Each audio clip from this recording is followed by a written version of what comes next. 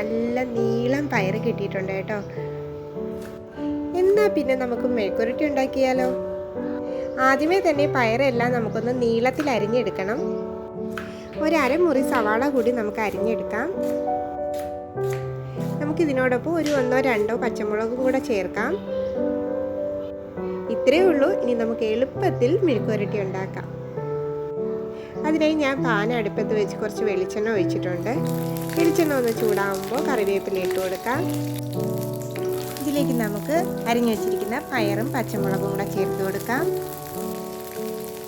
അതിൻ്റെ കൂടെ തന്നെ നമ്മൾ അരിഞ്ഞു വെച്ചിരിക്കുന്ന സവാള കൂടെ ചേർത്ത് കൊടുക്കാം.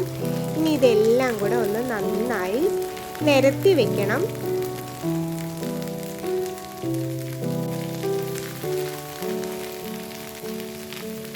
ഇനി ചെറിയ തീയിൽ കുറച്ച് നേരം നമുക്കൊന്ന് മൂടി വെച്ച് വേവിക്കാം.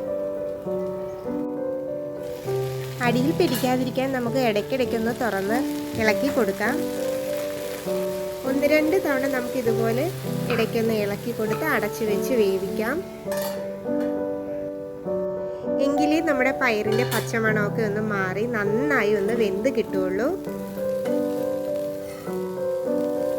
ഇപ്പം പയറൊക്കെ ഒന്ന് പകുതി വെന്ത് വന്നിട്ടുണ്ട്. ഇനി നമുക്കിതിലേക്ക് ആവശ്യത്തിന് ഉപ്പ് ചേർത്ത് കൊടുക്കാം. അതിനോടൊപ്പം തന്നെ ആവശ്യത്തിന് മഞ്ഞൾപ്പൊടി കൂടെ ചേർത്ത് കൊടുക്കാം.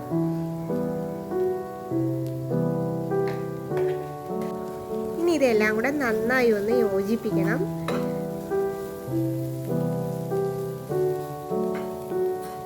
ഇനി നമുക്കിത് ഒന്നുകൂടെ മൂടി വെച്ച് വേവിക്കാം.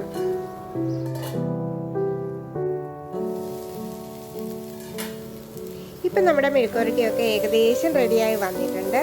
ഇനിയാണ് നമുക്കിതിലേക്ക് നമ്മുടെ മെയിൻ ഇൻഗ്രീഡിയൻറ്റ് ചേർക്കേണ്ടത്.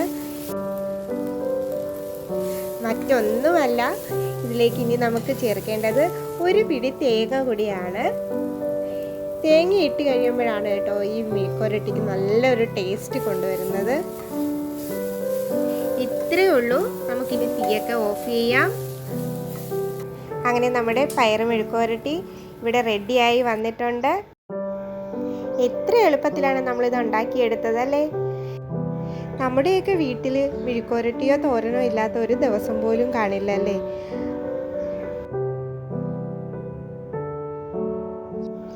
അപ്പോൾ എല്ലാവരും പെട്ടെന്ന് ഉണ്ടാക്കിക്കോളൂ. നല്ല ടേസ്റ്റാണ്. എല്ലാവർക്കും ഒത്തിരി ഇഷ്ടമാകും. അപ്പോൾ മറ്റൊരു വീഡിയോയുമായി ഇനി വീണ്ടും കാണാം. Thank you.